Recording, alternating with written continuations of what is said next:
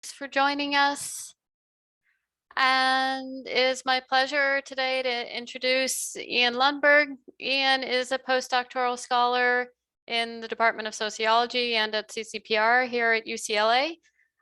He received his PhD in sociology and social policy and a certificate in demography from Princeton University. Ian studies topics in stratification and inequality. He aims to produce substantive findings that are conceptually precise and rely on credible assumptions. He uses computational and machine learning methods and develops new approaches. His work is extremely well thought out and logical and useful.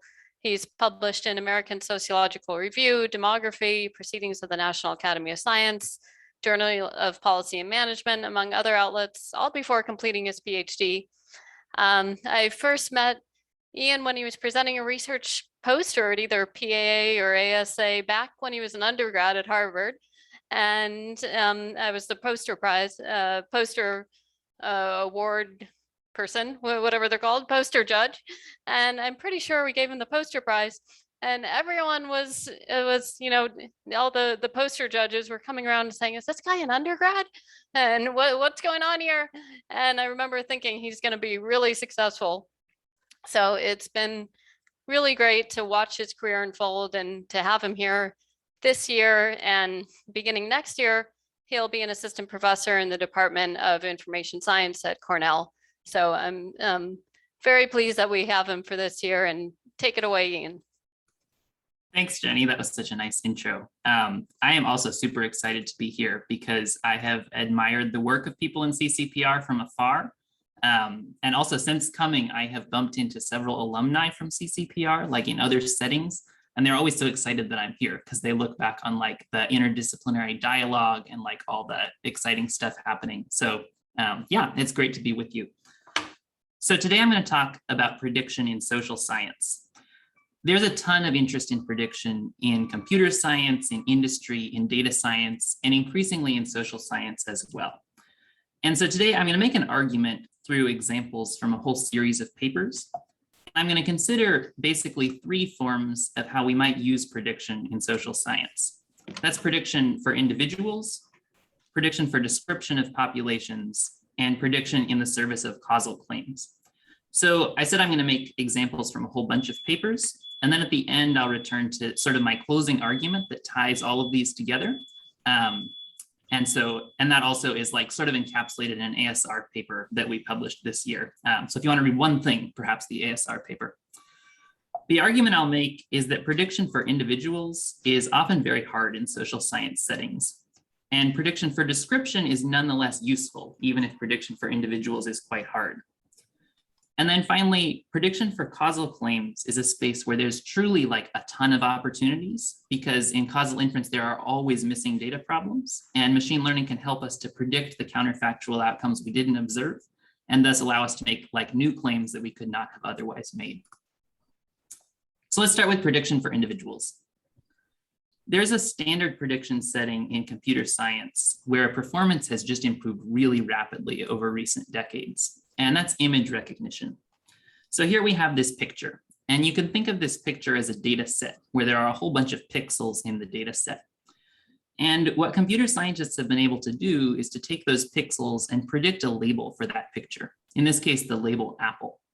And you can see that this is a really high dimensional task. And if you could take yourself back like several decades, it would seem almost impossible for a computer to look at a picture and tell you that that picture is a picture of an apple. But today performance has improved so much that now Google Images exists where you can like type in Apple and you get like all these pictures of apples. And it's really amazing like how much progress has been possible in this setting. So given the progress that has been possible in these data science settings, one might wonder whether we can use similar tools in social science to achieve similar outcomes. So for instance, could we use social data about people to predict social outcomes about people? Now, this analogy might seem sort of crazy to you, but before you think that it's too far out, you should realize that people are actually doing this all the time. So in policy, there are researchers in Pittsburgh who are working with predictive algorithms to try to predict which kids need interventions from Child Protective Services, and thus allocate services as a function of the predictions that come out of that algorithm. And many of you may be familiar with the use of predictive algorithms in the criminal justice system, where defendants are given risk scores, for instance, summarizing their likeliness to reappear for trial if released on bail. And like real decisions about individuals are being made on the basis of these predictive algorithms. There are important questions about the bias and the issues that happen in those algorithms themselves, but also there's this more fundamental question of like, we're able to predict well in these common data science settings, but should we expect that kind of predictive performance if we move over into social science settings? That's a question that we sought to answer in a scientific mass collaboration, which I co-organized with Matt Salgonic, Alex Kindle, and Sarah McLanahan, and which had over 100 co-authors, some of whom are actually in the room today. So if you're a co-author, I hope that I represent our work well as I talk about this project a little bit. We decided to situate our project in the Fragile Families and Child Wellbeing Study. So I'm going to start by telling you a little about the data. So for those who don't know, the Fragile Families study began in 1998 to 2000 with a probability sample of kids born in hospitals in large US cities. And the study followed those kids over time, and they interviewed them at birth and then again at ages 1, 3, 5, and 9. And in these interviews, the study collected a whole bunch of information about these kids' lives and their families' lives. So for example, there were questions asked of the mother, of the father, the primary caregiver, who might be not the mom or the dad.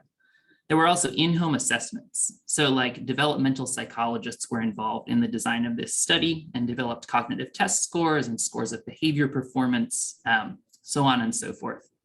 When the kids were old enough, the survey interviewed the kids themselves. So basically what I'm arguing here is that this data set was designed by a combination of sociologists, social work scholars, psychologists, and economists who were all out to understand the lives of children and families and how they unfold over time. And it's a truly huge amount of data that has been used in hundreds of scientific papers. What made our project possible was the data that did not exist yet at the time we began the project. So researchers were working with this data collected from birth to age 9, but there was a new wave of data that had recently been collected when the kids were approximately 15 years old. Those data were collected and they existed at Princeton, but they were not yet available to the research community. And this is what made our project possible. So we took the Fragile Families data and we used it in a new way. We stitched all those variables measured from birth to age 9 together to make this massive matrix of predictors measured in childhood. So it's like over 12,000 variables measured for over 4,000 families. And then we selected a set of outcomes measured at age 15. So for instance, one of those outcomes is the kids' grade point average reported as of the most recent school term. And then what we did was we split those outcomes into two sets. So there was a training set and a holdout set.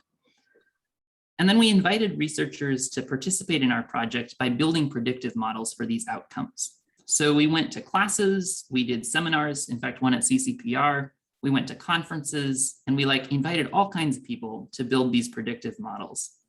And those people agreed to a set of principles about using the data ethically. And then they were able to use any algorithm they wanted to link these predictor variables to the outcomes.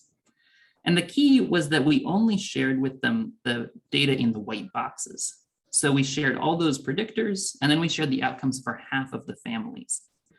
And this was great because people could do whatever they wanted. And then after several months, we came to the end of the challenge. And at the end of the challenge, we then unlocked the holdout set, that gray box. And one time we looked at that set and we evaluated how well those submitted predictions had performed. So this was a mass collaboration in the sense that 160 teams attempted this prediction task. And they did all kinds of things like extreme gradient boosting and random forests and regular regression models. Like many machine learning methods that you could think of, they were part of this project. So what I'm about to show you is the very best predictive performance out of all 160 of those teams. Here will be a scatter plot where the outcome is grade point average. Every dot will represent a kid. And along the x-axis, I have their predicted GPA, and along the y-axis, their true GPA. So if the predictions were perfect, you would expect them all to fall right along this 45-degree line, where the prediction equals the truth. And when we unlock the holdout set, here's what we found. The predictions don't lie along that 45-degree line. In fact, if there's one trend in this figure, it's that at any predicted GPA, the true GPA really varies quite tremendously. In other words, the predictions are very far from the truth. It's almost better to think about it that the machine learning models predicted roughly the average GPA for every kid, rather than that they predicted roughly the true GPA for every kid. So this was super surprising to us. And to dig into it a little more, we conducted qualitative interviews with 40 of these families. We oversampled the families. Before you get there, could I Mm-hmm. interrupt and say, and ask about the source of the data for the true GPA? Is that records, or is that information from the respondent, which means that it itself has some error in it? Yeah, this is a great question. So it's self-reported from the respondent. And one thing we wanted to find out in the interviews was whether the GPA they reported at age 15 matched their own recollection of their GPA when we talked to them later on, like age 18. And often it did. So I actually think that the reporting error, I mean, we can't know how bad the reporting error is, but I think that's relatively small. I think a bigger concern is that GPAs bounce around a lot during high school. So if you think of the true GPA as the average over high school, then our report is like a very noisy measure of that. But if you think of the outcome as like your GPA in 9th grade when we interviewed you, then I think we have a pretty decent measure of that. Yeah, but sorry, just to clarify there, the exercise that the 160 teams did used whatever the same GPA, the reported GPA. So you're still comparing apples to apples, as it were, right? Mm-hmm. Yeah, so like if there's some subset of kids who tend to overreport their GPA, then the predictions could learn that fact and then use that to predict for the holdout cases also. Yeah, that's a great point too. Yeah, also I should say, like, totally feel free to jump in at any point with questions. And I think there was also one question from Neil in the chat. Were there bonus points for honors classes, or are these unweighted GPA? Oh yeah, these are unweighted. And there are only 4 subjects. It's math, science, English, and history. Okay. Yeah, just keep jumping in as you have things to talk about along the way. Okay, so the GPAs varied a lot, and we interviewed some of these kids. So I'm going to tell you the story of one girl whose dot lands down here in the bottom of the graph. So her true GPA is like far below her predicted GPA.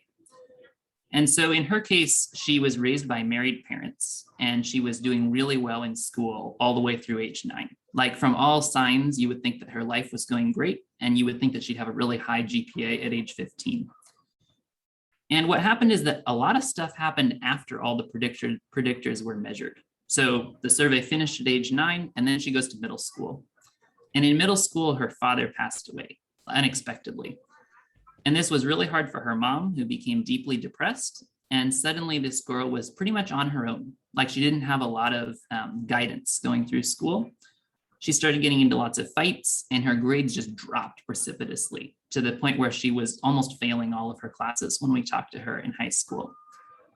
And so what you see in that story is that this kind of prediction task is very different from the task of labeling an image of an apple. So when labeling an image of an apple, like, all of the information to know whether that's an apple exists in the pixels of the image. But for this prediction task, like, there's a bunch of opportunity for stochastic variation to enter the equation when there's this long time gap, like predictors measured up to age 9, outcomes at age 15. And I would argue that lots of our prediction questions in social science also have this kind of time gap, which is one reason we might not expect such great predictive performance in social science as we see in some of the data science applications. So you might also think this is just something about grade point average. Like, maybe it's measured with a lot of noise, or there's something about adolescence that's hard to predict. We actually had teams predict 6 outcomes, and these cover a variety of topics. So some of them are about the kid, like grade point average, and some are about the family, like a score for material hardship. Some of them are about the caregiver, like whether the caregiver was laid off from their job. The 3 on the left are continuous outcomes, and the 3 on the right are binary outcomes. Looking across all these outcomes, there is a common story. So here I'm scoring them by R², where an R² of 1 would be perfect prediction, and R² of 0 is like simple guessing. And across all the outcomes, the predictions are very far from a perfect algorithm. So this was really surprising to me because I thought that what we were going to show in this project was that machine learning is super great. And one thing you might think is that we don't have a good benchmark here. Like, what should we have expected from these algorithms when we started out? So we talked with Sarah McLanahan, who's been the PI of the study since it began. And we asked her if she was building a simple classical statistical model for these outcomes, what would she put into that model? And she told me she would use the parent's relationship status at the birth of the child, the mother's race, the mother's education, and roughly a lagged measure of the outcomes. And then she said she would use ordinary least squares to predict the continuous outcomes and logistic regression to predict the binary outcomes. So I built that regression model. And what I'm going to show you is the performance of that model here compared to the performance of the best of these 160 fancy machine learning algorithms. And what we see is that the performance of her model, represented by these lines, is almost as good as the very best of all these machine learning algorithms. So the takeaway from this project is like very simple, and to me was very disappointing when we first came to it, which is that machine learning was just really, really bad at predicting individual outcomes in this social setting. So if your view of computational social science is that we're going to take what's been done in the data science setting, and we're just going to change the variables and do the same thing in the social science setting, I think we're like in for a lot of disappointment. So I'm going to pause here and take some questions, if there are any, because I've now brought you to like the trough of despair about machine learning. And next I'm going to say a bit about why I think we should still be optimistic about machine learning going forward. So Martha, I see your hand. Yeah, thanks a lot. This is such a cool exercise, and I'm really glad you did it.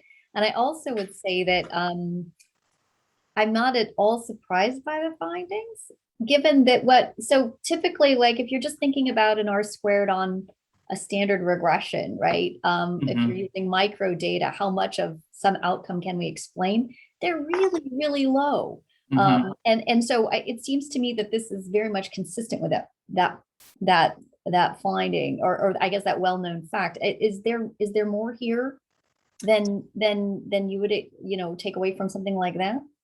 I think there's two things. So one is that R² that's reported often is an in-sample R². So it's hard to know how to interpret it. So like when people have like a fixed effects model with a bunch of predictors, their in-sample R² might actually be kind of high. So we had trouble finding in the literature like clear examples of out-of-sample R²s. So we weren't quite sure what to expect. And then second, like— But Ian, can I ask, just follow up on that? If the idea is that people are working really hard, right? And so the R² should be higher in sample than out of sample, right? So even the really low R² I'm mentioning should be upper bounds on what you would expect. Is that totally right? You're right. So given that the ones that we've worked really hard to increase in sample are really, really low to begin with, right? You're thinking you're doing really well in a micro data set if you're hitting an R² of say 0.05. Right? Yeah. Right. Maybe it's not particularly surprising that we're not doing so well here. So I think the second point I would make is that those like classical statistical models are often assuming linearity and additivity. And I just think our functional forms are much more complicated than that. So for instance, in the image recognition task, like predictive performance got way better as deep learning got really good. And so I would have hoped that machine learning methods that like can detect nonlinearities and interactions in the data would do perhaps like much better than the standard statistical ones. So for me, that's why I expected them to be higher than the benchmark from before. Right. Yeah, let's see, bunch of hands. And I'm not getting names. Don, do you want to go?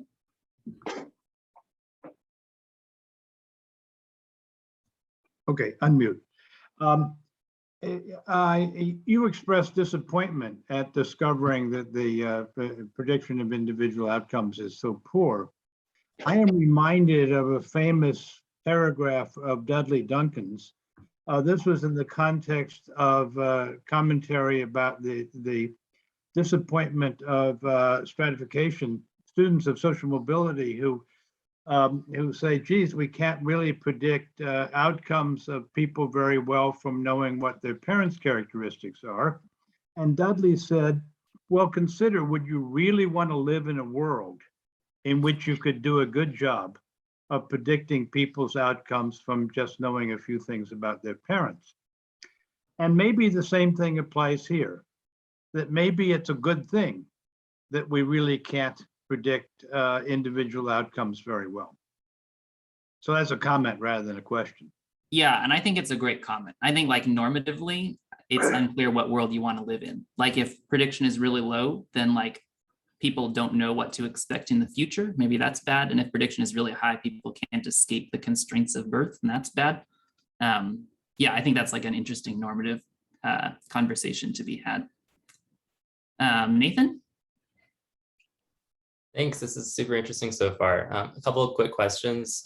First, maybe could you talk some about the fragile family sample? I think it's already a pretty selected sample, right? So would we expect to have better prediction if we had a more heterogeneous sample? And then also, did you try any ensemble methods with the various machine learning algorithms that people came up with to try to sort of combine them into a better prediction model? Yeah, so the selected sample, like if GPAs tend to be really like homogeneously low for kids born in big cities and homogeneously high for kids born in the suburbs, then you maybe could predict in a more general sample, and you can't predict in our subsample. I don't personally think that's the case, but I think we would need like lots more challenges to know this. Like there's perhaps an open call here where people could do a bunch of these projects in different settings and see how predictability varies. And then ensembling, the best one for several of the outcomes did do ensembling with a bunch of stuff. This was a team at MIT. And they have a paper in the special issue of Socius, which was about the challenge. So several teams like wrote up a paper describing their approach. Yeah, so you could read about that there. Let's see, continuing down, Ben?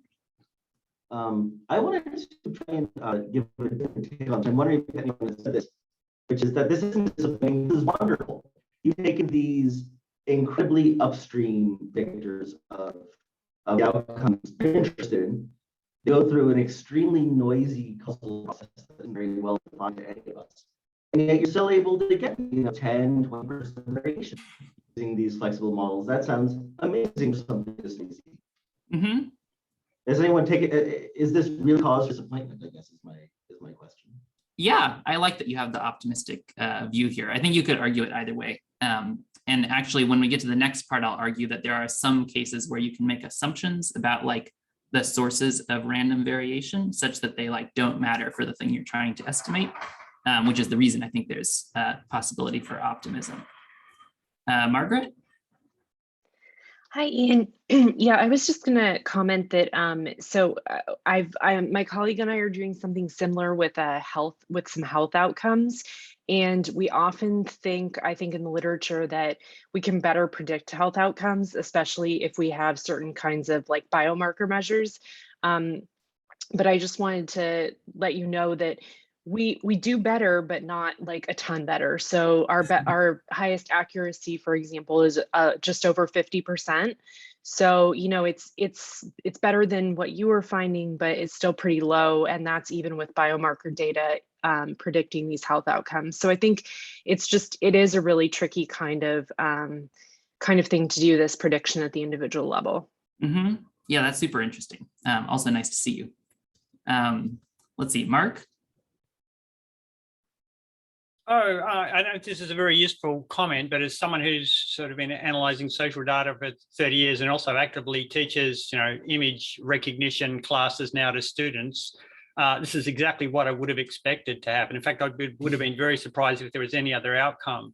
So my only sort of useful comment is to say, I think it's interesting if you come to this from a machine learning, with your machine learning hat on, not having thought about social processes, I could see why you would think this, but I think if you put the two things together, very few people would expect that it would work. Yeah, it's tricky though, because if you think of like the people using algorithmic risk scores in courtrooms, I think the judges think that those are very predictive. Like there's, as machine learning becomes more common, I think there's like different communities who come to it with different prior beliefs about what we should expect. Yeah, I'll just follow up a little on that, though. This might be better for the end. I think that perception is an enormous factor here. That is the perception that they work and some magic happens, and these methods will suddenly able to solve problems that they're not capable of solving. That perception is an enormous problem. And I think it's worth discussing at the end of the seminar, but it should also be kept separate from the reality, the scientific reality of what's going on. Adriana, you have something else? Yeah, sorry, I was just wondering, you did the prediction for several years later. And so one way of thinking about it is that, there is what you observe up until point T, and then between T minus 1 and T, where you have your new outcome, there's like a ton of things that happen that matter and you don't observe them. And so that is going to put an upper bound on how well you could have done anyway. Because if I told you that, everything about the grades in adolescence has to do with like your peers and things like that, you're not even in the same school. So then, from the get-go, maybe you're already having a pretty low upper bound, because I have a prior that everything that determines your outcomes is happening in middle school and high school, and you don't have any data on that. So I was wondering if you did the exercise trying to predict something up to the time you really observe it, instead of with a gap of several years, what would it look like? Yeah, so two thoughts. One is that if middle school is super important, it's also important that middle school is hard to predict given your past experiences. Right. Yeah, so I don't know. In terms of specifically, so Matt Selgonic and a couple other people at Princeton are doing a follow-up where they're trying to predict many outcomes across many waves using many different sets of predictors. So the predictors are always earlier in life and the outcomes are always later, but like different predictors, different time periods. And I don't know the results of that yet, but that's like an ongoing question for them. I see.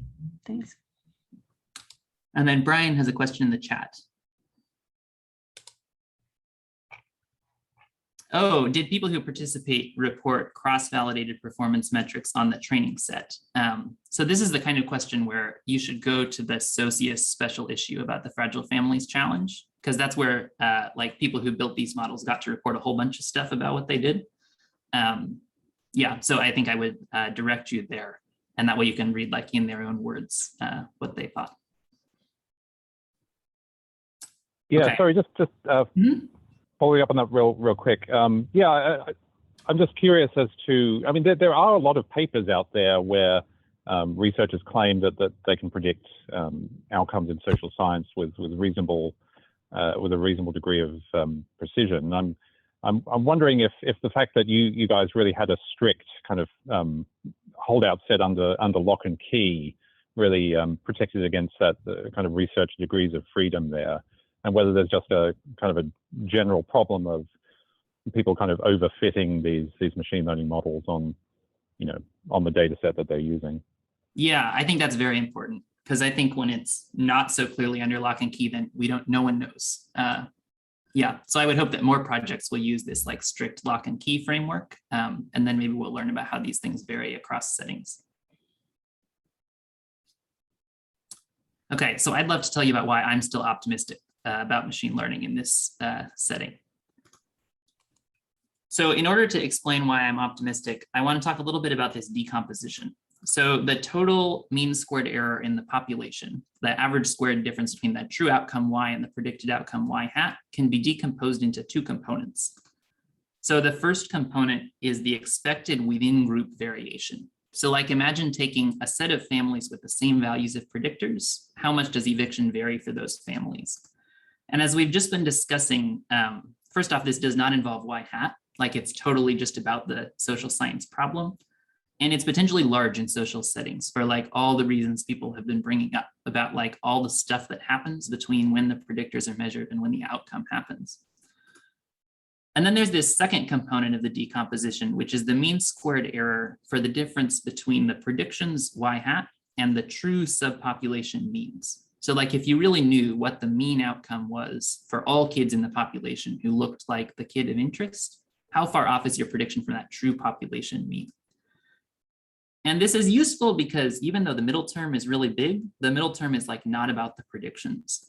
So I think often we need to think about machine learning, which is seeking to minimize mean squared prediction error, as a tool to estimate subgroup means. And like on a technical level, the machine learning people already know this, but I think many social scientists are not thinking about the problem in this way. And I also think it's a super great place for demography to be part of the situation, because like this is our bread and butter in demography, is like divide the population into subgroups and estimate means. And machine learning is a way to do that better. So I think where there are tons of opportunities is for social scientists and demographers to define questions about like meaningful and interesting subgroup means, and then use machine learning to try to estimate those quantities. So the pivot here is instead of thinking about predicting whether this one family would be evicted, we're now thinking about making predictions that say in a particular subgroup of kids, 1 in 4 of them would be evicted. So to illustrate this, I want to pivot from prediction for individuals to prediction for description. And I'm going to do this using another study, but it's in the same sample and the same exact setting as we just discussed with the Fragile Families Challenge. So this is a research note I wrote with Lewis Donnelly a couple years ago about the prevalence of housing eviction among children born in US cities. So again, we're using the Fragile Families sample. So there was this interview at age 15 where people answered the question, were you evicted at any point since the age 9 interview?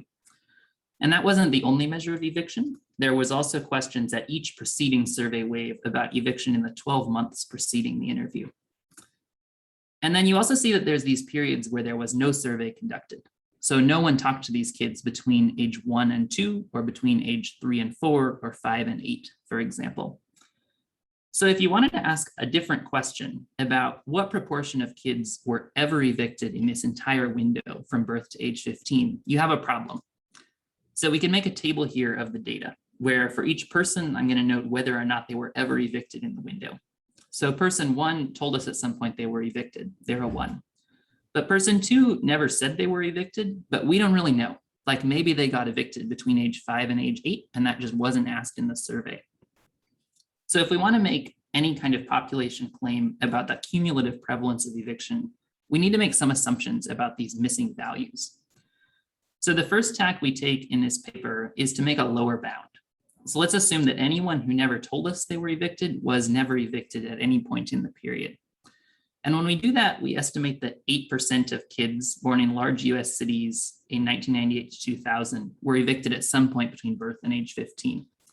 And I like this because this is a very simple use of statistics. Like we are literally just counting. And I also think it's rather alarming that the number is so high, like 8% of them got evicted.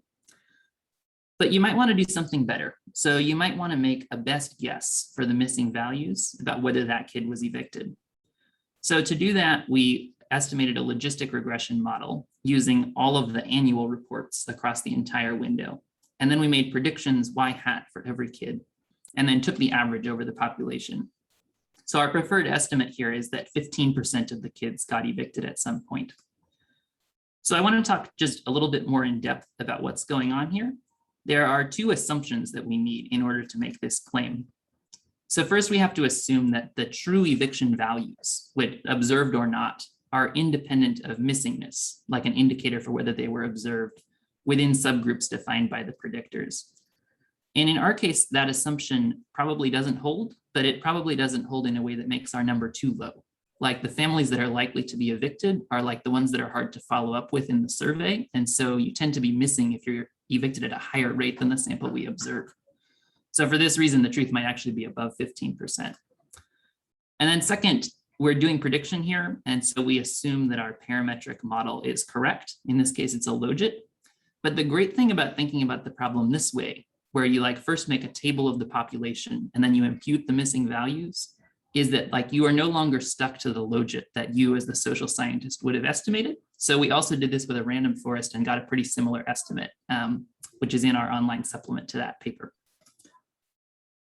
So Next, I'm going to talk about a causal question, but I'll pause here also. The causal question is going to, again, use the same sample and the same variables, but let's talk any questions about the description claim here.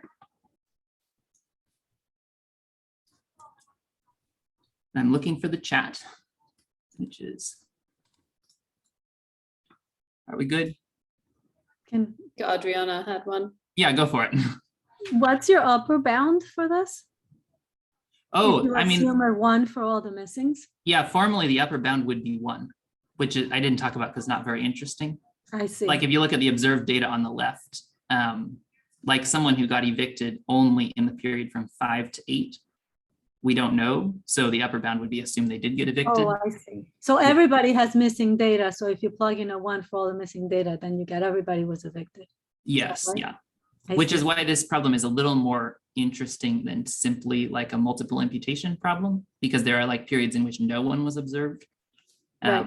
Which means, for instance, that like we really have to assume that our functional form for age is correct, because there's like sections of the predictor space where there's just like no data at all. Yeah, I see. Thank you. Mhm. Okay, let's go on to causal.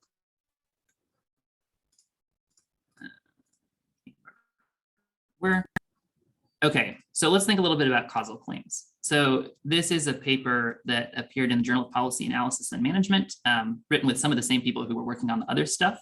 And we wanted to know, like, if eviction is super common, is there anything we can do? Like, does public housing, for instance, help protect families from being evicted? And so in this case, we now have like a more interesting table of the population. So I've said that as demographers, we should begin by thinking about the population we're trying to infer about. So we're here, we have a whole bunch of people, and each of them has 2 potential outcomes. And for the stats people in the room, this is like just the Rubin science table. And what I'm arguing here is that like we should be thinking more about the Rubin science table when we do demography a lot of the time.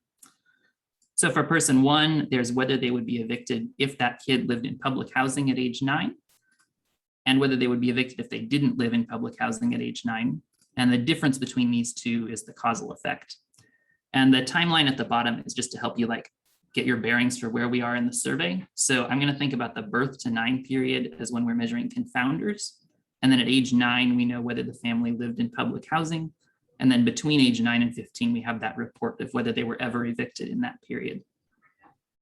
So the problem is that because of the fundamental problem of causal inference, we don't observe all these potential outcomes. We just see each case like in the factual treatment condition that they had.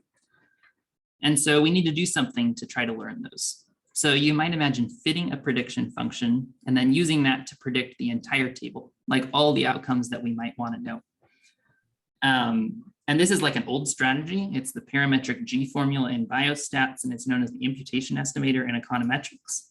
And I think it's just like phenomenally underutilized in social science and in demography particularly. So you can't just predict with anything. Like before, we're going to need some assumptions in order to make these predictions. So in this case, we're going to have to assume that we have all the measured confounders so that public housing is independent of potential eviction given those measured confounders. And that assumption would be threatened if there are important unobserved variables that affect the treatment and the outcome directly.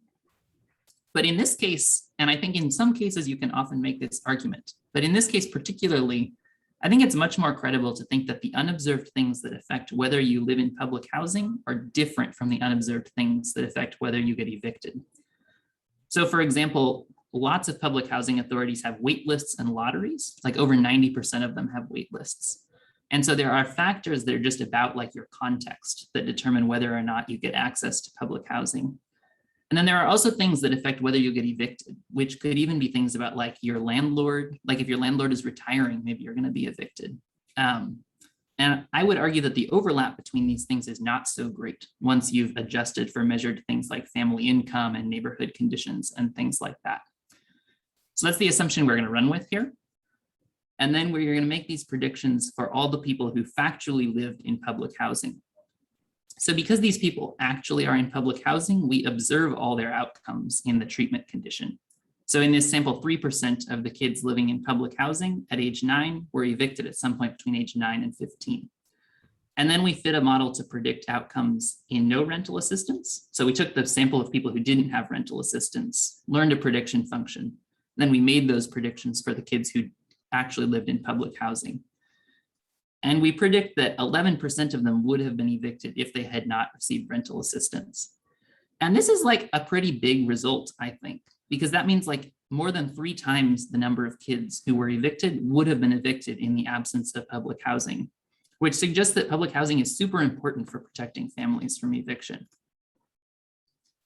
So that was like an old question about a causal effect cast in a new way, or at least a way that I think many social scientists and demographers don't think about the question in terms of this well-defined table of population potential outcomes that we can then answer as a prediction task.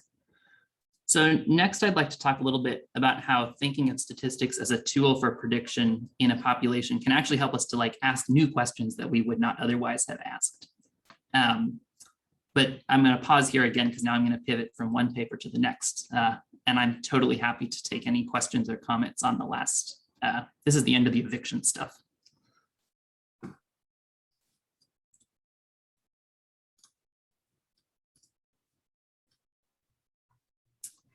Yeah, David?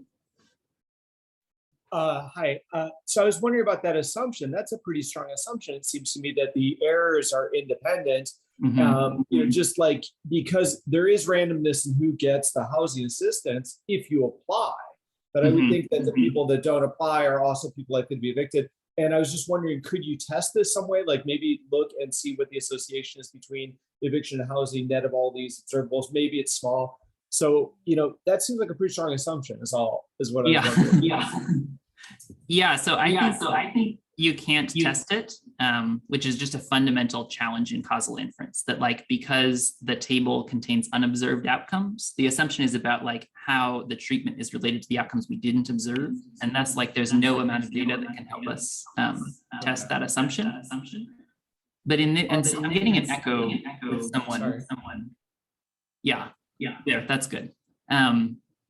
Yeah, there's no amount of data that can let us test that assumption. But I think like on an argument level, like if I see 2 kids who have like the same family income, the same family structure, live in the same kind of neighborhood, and one's in public housing and the other's not, and the non-public housing gets evicted, I think it was caused by public housing. Especially because like there are like clear reasons why public housing would protect from eviction. So like in public housing, there's this whole judicial process before you can evict someone. So even in addition to like the lower rent, there are like extra precautions that possibly help people. So I'm hopeful that it's a causal effect, but one kind of. Yeah, I understand. I was going to ask, given the first talk paper about the Fragile Families Project at the very beginning, seeing our model fit is not so great. Isn't model fit, tell me if I'm wrong, Ian, wouldn't that be pretty important for our ability to fill in those missing cells? And so how does the model perform? And does that make you more or less confident about your ability to fill in those cells? Yeah, this is an excellent question. So thanks for asking it. When the model does not predict eviction well, that to me suggests that in this picture, U2 is really big. Like there are things that really affect eviction a lot. And I think if we also built a model to predict public housing, there would also be poor predictive performance there. So U1 is also very large. And the core conceptual question is whether we're in the setting where there is 1 U or the setting where there are 2 U's. So like the conceptual argument I'm making is that I think if we're going to assume that in many social science settings we can't predict well, then I think we really need to put space in our papers where we argue not that we've gotten rid of all the unmeasured things, but like that there actually exist unmeasured things that create exogenous variation in our treatment. So in this case, that's like the lotteries and the wait lists and things like that. Like instruments we didn't observe is what we have to hope for. Adriana, you want to jump in? Yeah, just a quick question there. Maybe related to the previous question. Kind of what's your uncertainty around those estimates of 3 and 11%? Yeah, the 3 and 11, I don't have them in the slides, but it's a significant result. And there's like some uncertainty around them. What's very uncertain is like the multiple, like it's 3 point something times as many people got evicted. That has like a very high variance. Yeah, I guess also how I make those uncertainties is like using the replicate weights from fragile families. So that's like another nice thing, is that if we're in these complex survey samples where there are replicate weights and we're doing this prediction thing, then what we've done is just like build that predictive model using every set of replicate weights and see how the outcome varies across the replicate weight sets. Okay, thank you. Mhm. Okay, I think we have time to do the new causal questions. Oh, Martha has a question in the chat.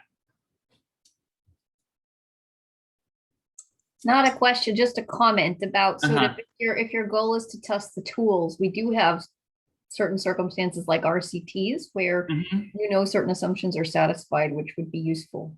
Yeah, it would be great. Then you have you do have a clear understanding of what the counterfactual is, and you can test.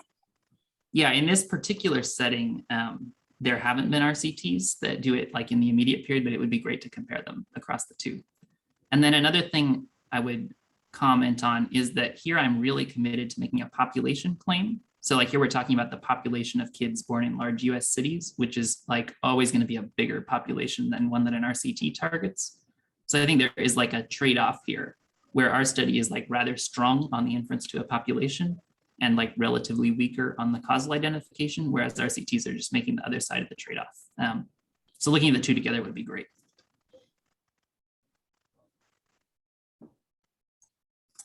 Okay, let's talk a little bit about some new questions. So I'm going to tell you a little bit about the gap closing estimand, which is a methodological paper I have forthcoming in Sociological Methods and Research, which I think illustrates how like thinking about what we're doing in statistics as predicting factual and potential outcomes in populations can like really lead us to answer new kinds of questions that we might otherwise have ignored if we were just staying in a regression framework. And a lot of this work draws on existing work in epidemiology, where there are folks who've done like really cool stuff about how to study disparities across categories under an intervention. And some of what I'm doing here is like arguing that that body of work can be applied to a much wider range of demographic settings than past work has done. So let's suppose we have two sets of people here represented by circles and diamonds. And we may want to know the disparity in some outcome across those two sets of people. So those sets could really be anything. They could be people who are labeled as working class and professional class. It could be men and women, could be people labeled as Black and white. So often I think we begin a problem by thinking about the disparity across categories like this. But then we'd also like to know like what we could do to close that gap. So in particular, suppose we had some intervention, like suppose we sent all the people to college. Then could we narrow the income gap across racial categories by doing that intervention of sending people to college? So here we can imagine that each person has an outcome if their treatment big T is set to some value little t. And then we'd be interested in the disparity in outcomes across those categories of people in that potential setting. And this is a different kind of question than you might ask with regression, because here we're talking not about the disparity with all else held constant.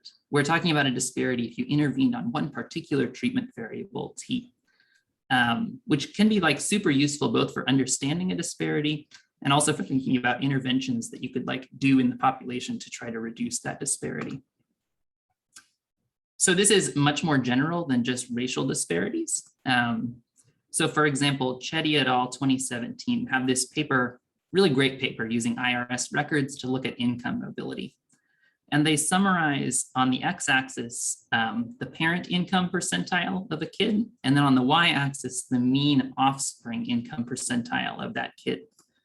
So for example, the average child born to a family at the bottom of the income distribution lands at the 34th percentile as an adult. And the average child born at the top of the income distribution lands at the 65th percentile as an adult. So here we have a big gap in kids' outcomes across different categories, those raised in different family income categories. But Chetty et al. Don't stop there.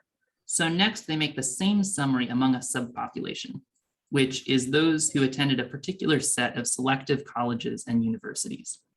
And they note that in this subpopulation, the slope of that line is much flatter. Like regardless of whether you were born in a low income or a high income family, you have relatively similar incomes for yourself as an adult if you attended one of these selective colleges and universities. And they frame this as an entirely descriptive finding. But I think the reason it's compelling is because it suggests a causal claim which may or may not hold. And that's the claim that if we intervene to send people to selective colleges, perhaps we could close these gaps across family origin. So in this case, the categories are parent income, the treatment is selective college, and the outcome is offspring income. To take another example, Western et al. Can I just ask a question? You don't think that that findings about who gets admitted to selective colleges? I think it depends. I think it may be about who gets admitted to selective colleges. So like the selective college result is totally just due to selection possibly. But when you read about this in papers, like the New York Times does like summaries of the Chetty results, where they talk about like colleges that drive upward mobility, for instance. And that to me is like implicitly a causal claim about like, if you send people to colleges, this will like increase their chances of upward mobility. Well, the fact that the New York Times journalists aren't trained as PhD social scientists and make causal claims out of correlations is not a reason that we should believe it. I think that that's our job, right? So, maybe, yeah. Yeah, so I don't know. I would be more careful. Just because the New York Times, interprets things certain ways doesn't mean that that's in fact what Rush Chetty thinks it means, or any other social scientist that's read it. So I just want to caution against that interpretation. I think there's a lot going on. It's very provocative, but it doesn't mean there's a causality here. Yeah, and I think the Chetty team is actually pretty clear that what they're after is the descriptive thing. But what I'm suggesting is that like maybe what we really want is the causal thing. And if what we really want is the causal thing, then can we think about how could we go about getting that question better? Yes, I totally agree. Oh yeah, and there's a comment about Heckman. Heckman does have these conflicts with Chetty about whether it's causal. Okay, so this also happens in sociology. Chetty doesn't claim it's causal. He claims he's descriptive, right? I mean, Chetty's group claims it's all description. He does, yeah. There's just so Dora's comment in the chat is about Jim Heckman's like conflicts with Chetty over this. Right. And as I understand this is Chetty arguing that many of Heckman arguing that many of Chetty's results are like implicitly causal, and he's kind of hiding the assumptions. Oh, okay. I won't wade into it.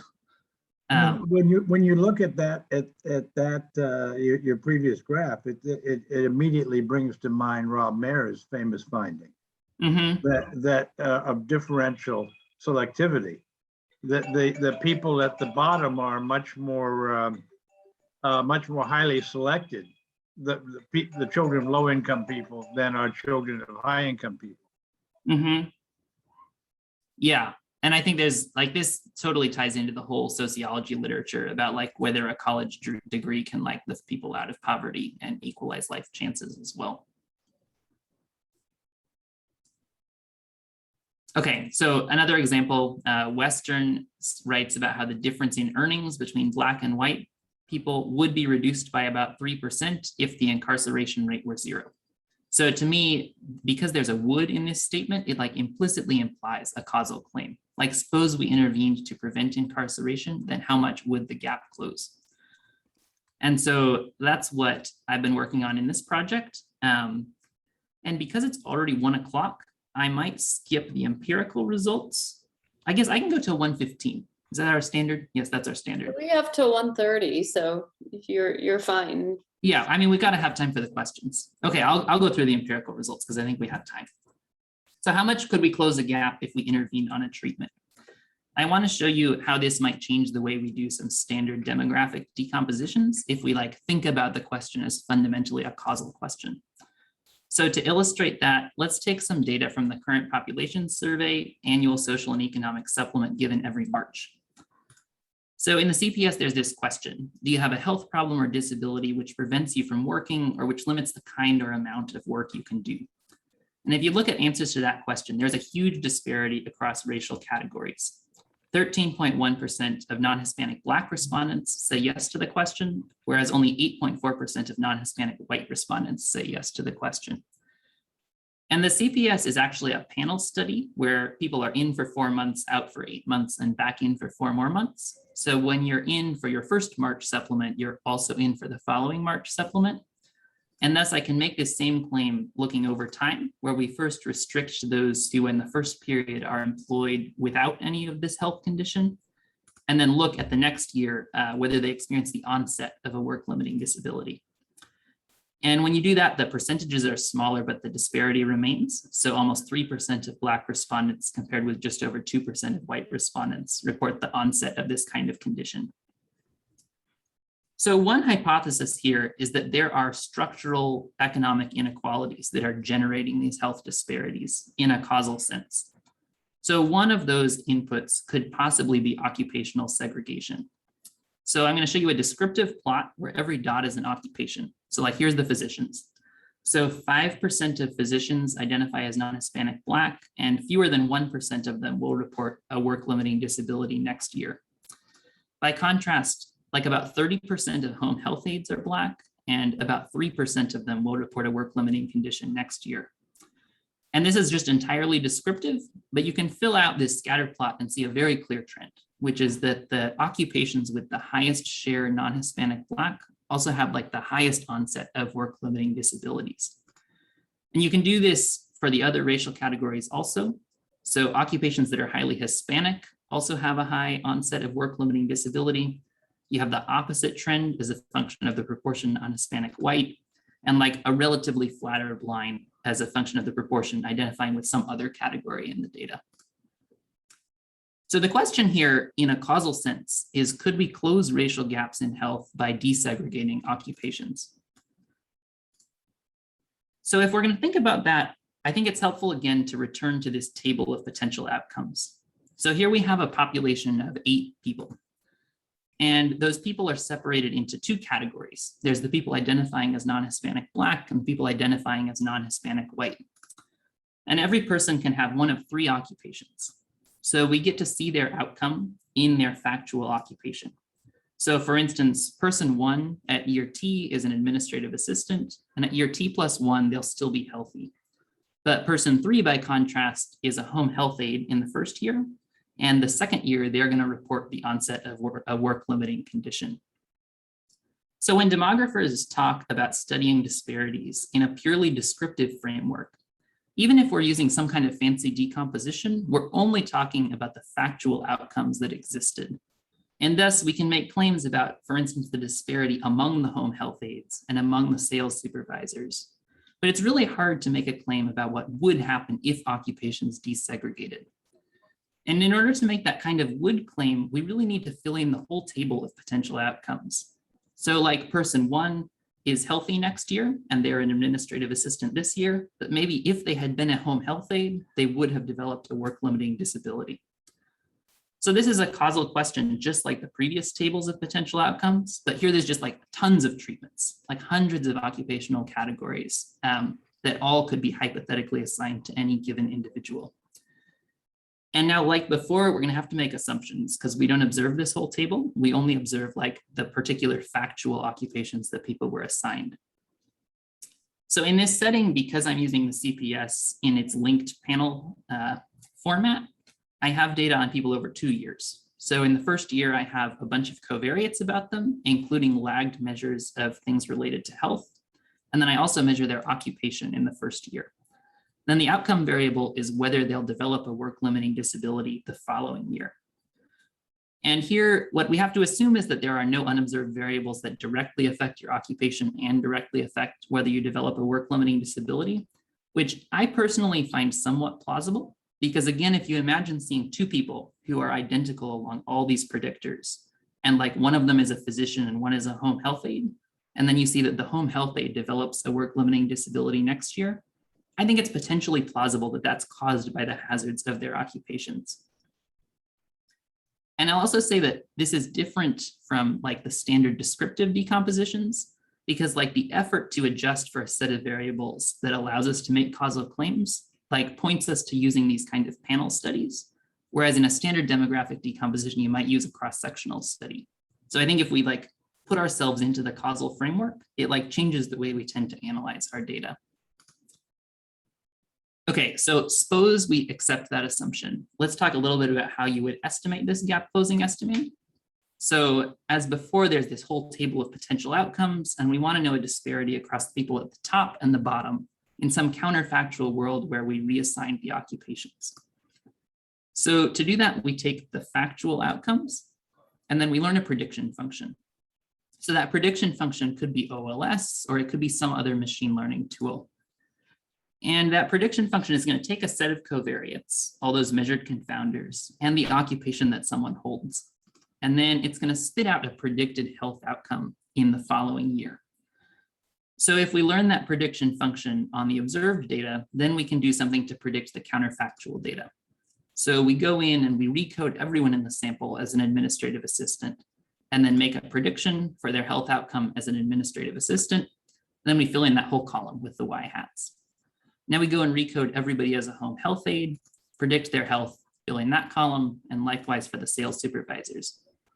And so now we've gotten back like where we wanted to be in the beginning. We have this whole table of potential outcomes that are predicted by our model. And again, this is like an old strategy, not a new strategy, but you don't see it very much in demographic decompositions. And I think it potentially has like much more use than people use at present. So now we get to a more substantive question, which is like, suppose we've predicted all these potential outcomes. Now we have to think about how to aggregate them into an estimand. So in this case, there are some occupations that are just closed to some people. Like if you didn't finish high school, you're not going to be employed as a lawyer or an engineer or a surgeon. And if you went to college, you're less likely to be employed as something like a home health aide. So in this case, what I've done is I'm going to aggregate these occupations according to their prevalence within your stratum of the educational distribution. So in this case, let's think about person one. We're going to take a weighted average of their predicted potential outcomes, where each occupation is weighted by the prevalence of that occupation among people with their particular education value. And formally, this makes the positivity assumption for causal inference more credible. But like, this is the kind of conceptual argument that you could now have in this framework that you don't tend to have in another framework, which is like, what does it mean to desegregate occupations? And how would we get different answers perhaps if we desegregated them in different ways? So here we could take the average of the predicted outcomes for person one and do that for all the people in the sample. And now we can get back to the thing we wanted all the way from the beginning, which is what is the average potential outcome among the people in this first category if they were exposed to a counterfactual rule to assign occupations. And in that case, that's 2.2%. And for the bottom people, it would be 2.6%. So the result here, put back into like standard terms, not in our abstraction anymore, is we're thinking about the disparity in the onset of a work-limiting disability. And descriptively, every year, non-Hispanic Black respondents report that onset 0.6% of the time, more often than non-Hispanic white respondents.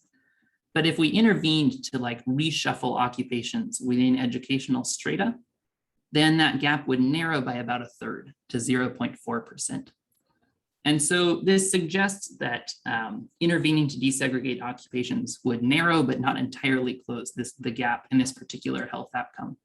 And I find this kind of claim more compelling than a claim that tries to hold everything equal, because it like zeroes in on the specific contribution of one variable, which I think can be super helpful. So I'd like to say at a very general level, what's like the contribution of this particular way of thinking about disparities. So often people have trouble thinking about how to study a variable like race within a causal framework. And often folks end up throwing all their variables into the regression model and then looking at the coefficient on race. And that way of analyzing data is almost like we're thinking about race as a treatment condition. Like person one could counterfactually have been Black or white, and we want to know their outcome in each of those two conditions. But to me, this is not a very natural way of thinking about race, because race is like so bound up in who people are and their experiences that it's not clear what it would mean to counterfactually change someone's race. Like, are we going to change their skin color and their access to education and their neighborhood environment and their experiences of discrimination? It just becomes conceptually very difficult. So what we've gotten around in this problem is to instead think about race as labels on subpopulations. So here there's a set of people labeled as Black, whatever it means for them to be labeled as Black, and a set of people labeled as white. And my pivot here is to say that we could think first about the descriptive disparity across those categories, and then the disparity across those categories if we intervene to set some treatment to the value little t. And why this is different from what's come before is because we're thinking about the difference across two sets of people under a particular one treatment condition, which is like different from just disparities where there's no causal claim. It's different from a standard causal effect where we're thinking about the contrast across treatment conditions for one population of people.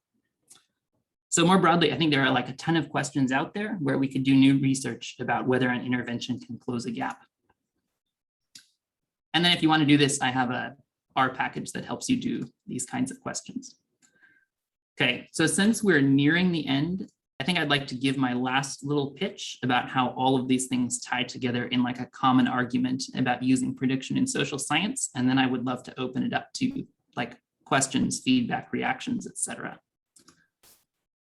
So if you go talk to data scientists, they'll tell you like, yeah, go try to predict for individuals. Like we've done it in that image classification setting, and perhaps we can make similar leaps and bounds in social settings. But I think you could ask them then, like, should we really expect the same kind of predictive performance in social science settings that we've been able to see in other kinds of data science settings? So in short, the social tasks are not really the same as the data science tasks. Now, if you go talk to a social scientist, they might tell you like, well, I don't do prediction. Like I study things, I study causal effects and populations, but prediction just isn't the thing that I work on. So in that case, there's a question of what we're even doing in social science. So the social scientist might say, well, what I do is I take a data source and I estimate beta 1. And beta 1 is this coefficient in this regression model. But if you define the research goal as beta 1, then you're like bound up within that regression model. So you can imagine the following conversation. You say like, well, what if the model is wrong? Oh, the model's only an approximation. So beta 1 is an approximation to something. I just haven't said what. Well, is it a good approximation? And at this point, like the social scientist has no way to respond. Like if beta 1 is an approximation to something, and we haven't said what the thing is that we're hoping beta 1 is approximating, then we really can't say whether it's a good approximation. This is just an epistemological crisis, where if your research goal is defined within the regression model, it's just very hard to make an argument for why your regression model is a good one. So what I've argued today is for a way out of this crisis, which is that the estimand connects social science to data science via prediction. So you first have to define what your research goal is. You have to think about a unit specific quantity, like a random variable defined for every person in the population. So that could be whether family I is evicted from their home, could be whether they would be evicted if they were exposed to public housing. And then you have to define a population of units over which we're going to aggregate that unit specific quantity. This way of defining the research goal exists outside the regression model. So like your theory can be big, you can think about what you really want to know, and you can define the goal without any Greek letters or regression coefficients or any of those complications. And I think if we follow this pattern, then we can see very quickly that we only observe this set of outcomes, and we need to use some sort of statistical methods to predict the outcomes we didn't observe. So defining the research goal this way can like guide us toward a better choice of estimator and data set and general approaches. So I'll stop there. That was the argument of what is your estimand, which is our ASR paper. And that's like the argument I've been trying to make throughout this talk.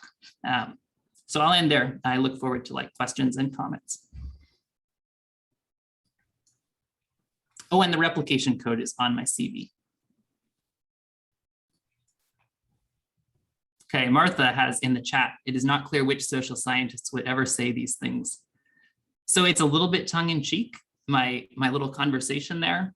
But we reviewed the 2018 volume of ASR, and we tried to see whether we could determine the estimand from the thing that people wrote about what they're doing. And very often what we see is like a whole bunch of rich theory on the front end, and then hypothesis, beta 2 is greater than 0. And then you get on down the paper, and then they say like, this result is descriptive. Maybe social scientists mean sociologists. This is a fair point. So the most like direct audience of this critique is sociologists, where we're really not always sure like who the population is and what the unit specific quantity is for each unit. And I think economists are better at this. But I also sometimes think that economists tend to define the estimand as the thing that they can get from their data, rather than thinking like more broadly about the thing they want to know. But one more question. Who says I don't do prediction? I mean, I would love for this to change. I would love for lots of people to say that they do prediction. But I think often people estimating statistical models don't think of like prediction as their primary goal.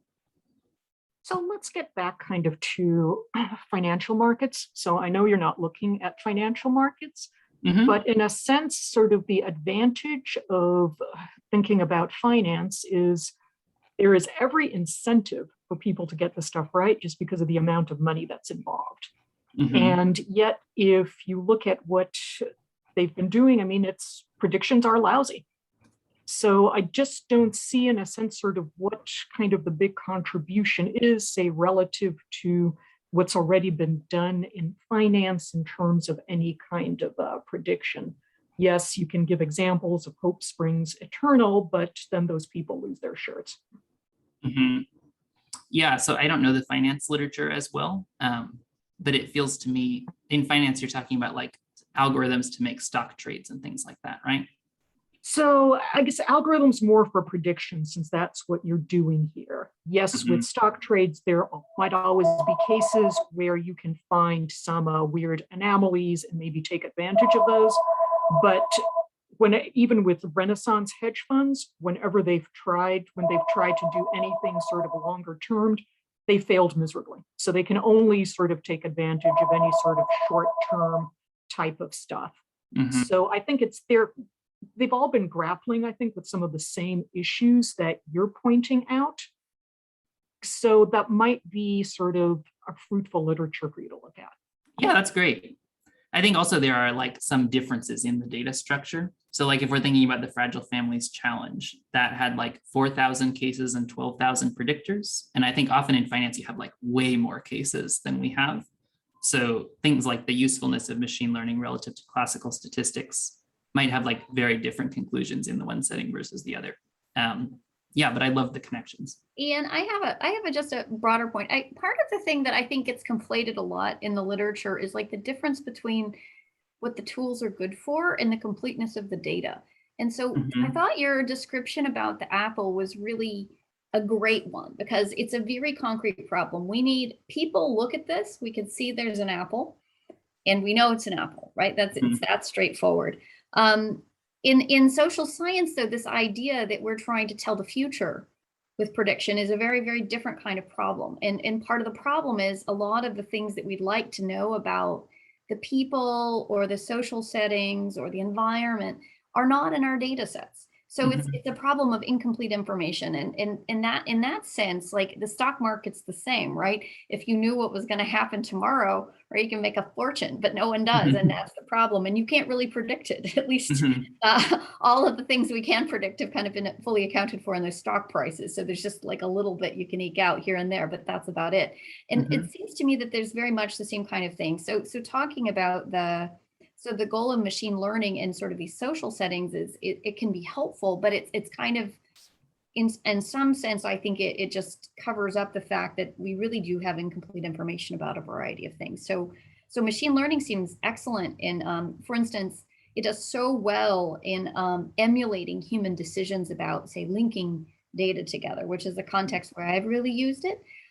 We also don't have enough information, but we have a lot more information than, say, trying to predict what happens to me tomorrow. So I think even if we did have complete information, we'd still get into the Lucas critique. It's the world changes and people respond to the changes. Right. So the algorithms aren't going to be picking that up. Oh, I mean, full information about now and the future, Dora. I mean, yeah, like, we're never going to have it. That's ambitious. Yeah, so I have two reactions to Martha's comment. So the first one, you said like, we shouldn't think we're trying to predict the future in social science. And I think part of your comment there is that you already think about the world somewhat in the framework that I'm advocating, like potential outcomes and causal claims. And what we're trying to do is make averages in groups. And I think a lot of social science doesn't think about the world that way, or at least sociology and demography, where you'll see people make claims like, I have a bunch of relevant variables and this is the true model and it fits my data well. And whenever I read a claim like that, I'm kind of skeptical because I think like the world is complicated. There's no way you have all the variables. So in some ways, like I'm pushing for more people to enter this like more explicitly causal framework and more explicitly like descriptive framework in some settings. So we're trying to just estimate means of outcomes in particular groups. The other thing you said was about incomplete information. So my hypothesis going into these interviews from the Fragile Families Challenge was that we were going to discover some variables that were super important for predicting outcomes, which we had not measured, which is sort of like the incomplete information view. And what I've been surprised to find is that it seems like they're different for every case. So like one kid had like a family who like sort of took him under their wing and were mentors for him. And I think like, oh, we should have put that in the survey and gathered information about like mentors outside your family. And then another kid like got randomly selected into a magnet high school where they had like all this support and they actually like completed a college degree, like an associate's degree during high school. And I'm like, oh, we should have gotten information on whether you had access to these like super cool high schools that lift kids' chances. And over the 40 cases, it feels to me like they're different for every kid, which makes me skeptical that we could ever gather the complete information because the population is finite. So like maybe the information we need for every case is like truly unique in the population, which would make like more of a fundamental limit to how well we can predict things.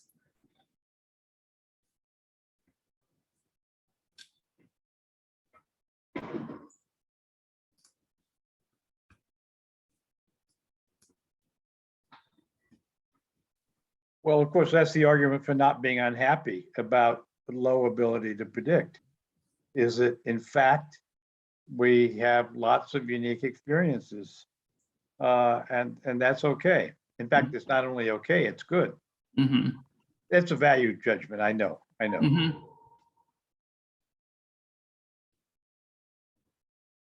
I mean, it's tricky in causal inference, for instance. Like if you find that, like if you wanted to know the effect of eviction on kids' outcomes, and then I tell you that eviction is very hard to predict, then it's not clear if this is good or bad, because maybe it's good because there's like a lot of exogenous variation in your treatment, and maybe it's bad because you have like almost none of the things that affect eviction, and like potentially there's a ton of confounders you didn't measure.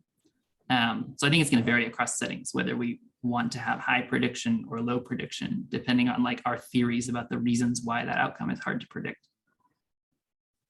Fair enough. Eviction seems to be something we would want to predict well. Okay. Mm-hmm. And from those qualitative interviews, were there any kind of common variables that you felt like, you know, would have been great had the Fragile Families collected data on some subset of variables? Uh-huh. Yeah, so I guess I should preface that I'm talking about a project where we're still like discussing it in our, it's a big team working on these interviews and we don't have our results like totally finalized yet. But like one common theme seems to be other adults. So like there are people who are not the mom, not the dad, and not the caregiver who seem like relevant to kids' lives. And this kind of fits with like Bronfenbrenner's theory about like how there are like these concentric circles of people getting further and further away from the kid who are relevant. So that would be like a category of people. But then if you think about trying to actually measure those predictors, it becomes hard because like I said before, it's different people for every kid. So like, what would you ask on the survey? Like, please pick an adult who is relevant in your life and tell us how close you are to that adult. Because as soon as you name the adult, it's going to be relevant to kid A and not to kid B.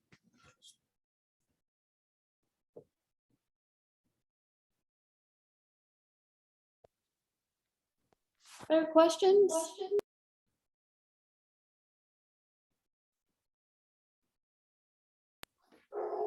David, I see a hand. Yeah. So, Ian, I was curious when you think about this AS article, where do you think about external validity? So much of our talk these days about causal identification, it's almost exclusively about internal validity, but especially given your passion for prediction, it seems this is just inescapable. And if any given causal effect is implicitly interacting with lots and lots of conditions and settings, how does that help us think about the enterprise of identifying estimates and doing prediction? Where does external validity fit in all of this?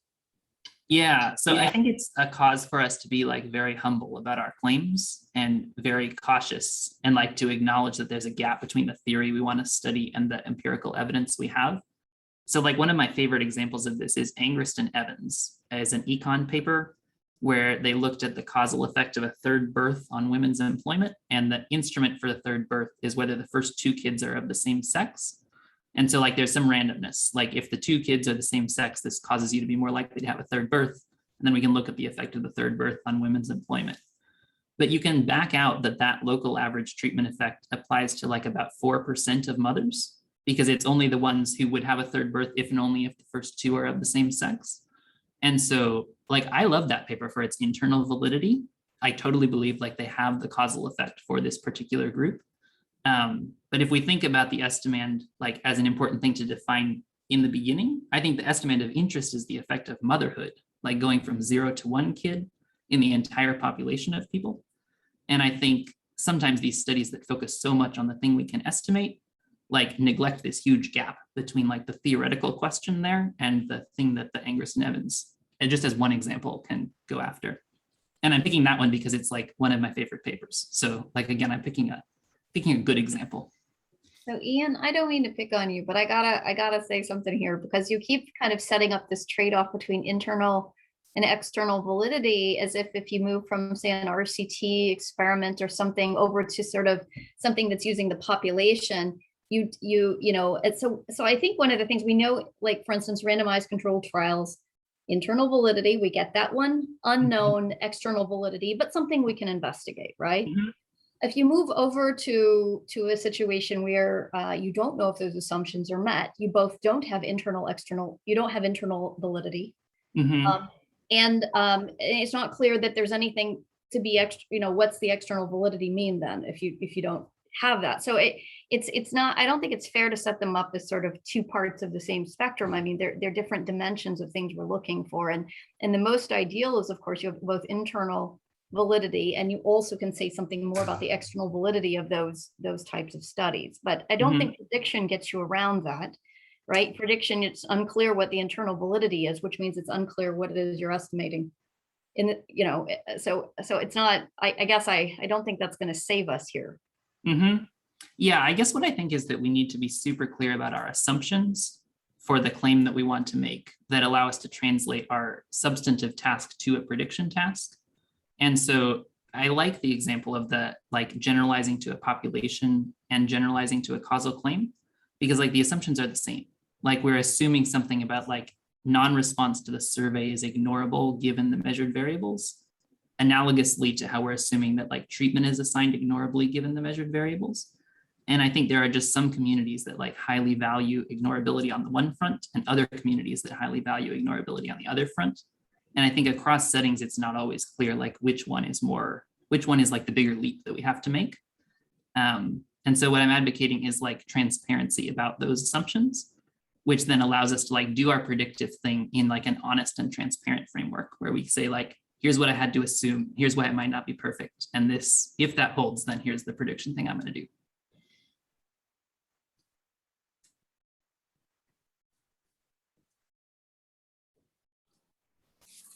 Any final questions?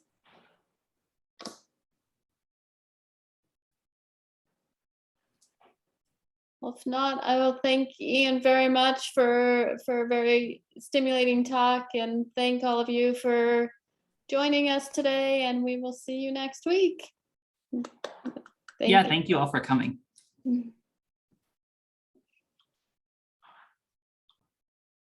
For students that sign up for the pro seminar, if you can also stay on this link, we'll start in about 2 minutes.